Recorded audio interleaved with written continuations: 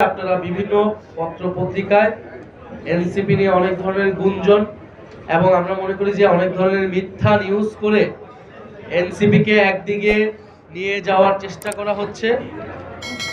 NCP তার অবস্থান পরিষ্কারভাবে ব্যক্ত করেছে যে আমরা এককভাবে ৩০০ আসনে আমরা প্রার্থী দেওয়ার চেষ্টা করছি। আমরা আমাদের নিজেদের রাজনীতি নিয়ে জনগণের কাছে যেতে চাই।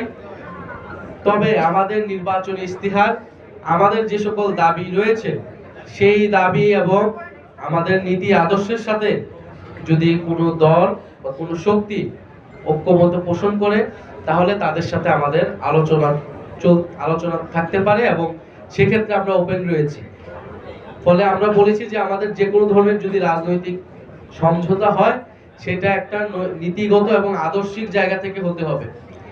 কোনো ধরনের ক্ষমতার জন্য, আসনের জন্য আমরা কারোর সাথে কোনো ধরনের সমঝোতা করব না। আমরা যদি একটি আসনও না পাই, জাতীয় নাগরিক পার্টি তার যেই আদর্শ, তার যে নীতি, তার যে লক্ষ্যে, সেই লক্ষ্যে অটুট থাকবে।